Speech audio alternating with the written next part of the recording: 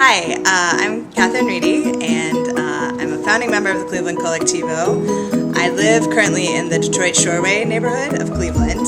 I am not originally from Cleveland. I grew up in Kansas City, Missouri, and had several brushes with Northeast Ohio and just ended up landing here. I actually went to college near here at Oberlin College, and then I came back. I left and came back to go to business school at Case. So.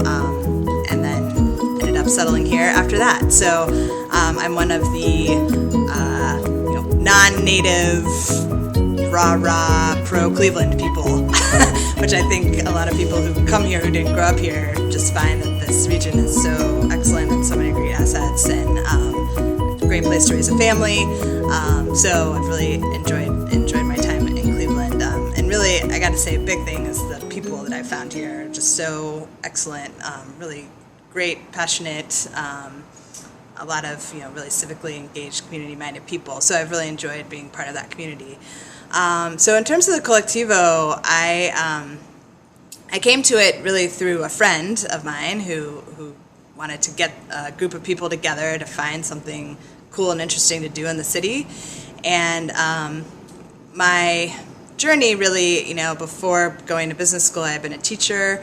I was really interested in education and very interested in the nonprofit sector, and had explored some opportunities to work in the nonprofit sector, but ended up landing in the corporate sector, but really felt strongly and compelled about staying engaged and giving back. It's something that, ever since, frankly, I was in college, I got the opportunity to teach in this summer school program.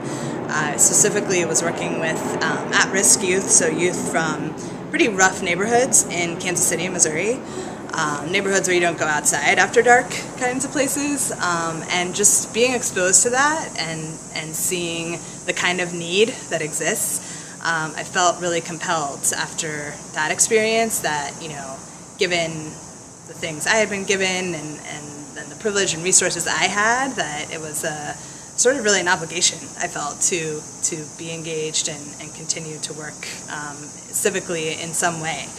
So that was, I think, a big thing that brought me to teaching and to want to be engaged in that.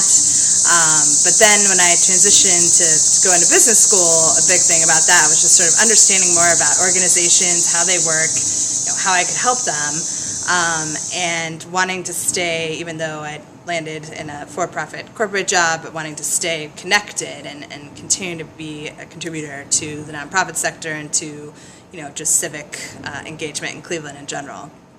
So this is a really exciting proposal for me when my friend got us together and said, let's figure something out, let's start something, let's stop just writing checks to places that may or may not do what we'd like them to do with the money. Let's, take some control of this, right? We can put our money together and we can give money away to organizations that we think are doing cool things.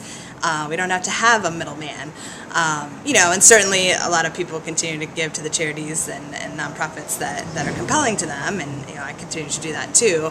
But having a little more control over the situation and being able to sort of vet out who's out there and who's doing things that are interesting. I think the other thing that was compelling to me is having had some experience with foundations and understanding a little bit about how the nonprofit sector worked. If you are in a foundation, you can only give money to organizations that have already established a certain status. They have to have a 501c3 status, and they have to really be at a certain level of sophistication. I had worked with organizations who were trying to get that status. It's very difficult to do. There's a lot of paperwork, a lot of red tape, and so the idea of being part of this group that could be a little more grassroots and could find some of these organizations that weren't at that level of sophistication yet, but still needed a little boost, still needed something to get them up to that next level. That kind of thing was super exciting to me. I think that I am an entrepreneur at heart, and I get really excited about being part of getting something started and building something up. So getting to be at the table when we were first hashing out this idea and sort of iterating through it and trying to figure out, okay, what should the model be, and how do we build this thing so we can actually have some impact. That kind of work I thought was super fun. And then, getting to stick with it and continue to build it. And one of the things I really love about continuing to be part of the Colectivo is that we don't have a script. So we can change our process anytime we want. We are not locked in. I mean, we've given a set of grants out every year for the past 10 years, but we could take a year off. We could take 3 years off. We could start giving money out every month. I mean, there's millions of different ways to do this, and the kinds of people that have been attracted to this group and have come to this group are completely bought into that, right? They like the idea of what we're doing, this pooling money and trying to identify organizations that need it, but there's no board, there's no executive director, there's no real power structure. We're just all there trying to figure out, something cool to do to help our city.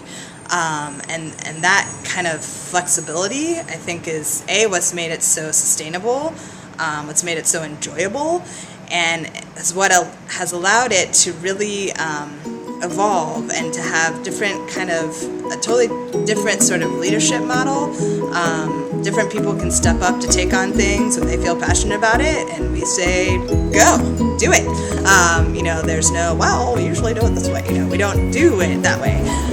So that's what I think is really fun, that we can constantly create ourselves and constantly innovate. There's no one way really to do it. So that's what I think my background of wanting to be, compelled to be civically engaged, to be involved in my community, to give back where I can, and then to get to sort of take my entrepreneurship bent and help other people who I see are entrepreneurs themselves, right? More civic, socially minded entrepreneurs, and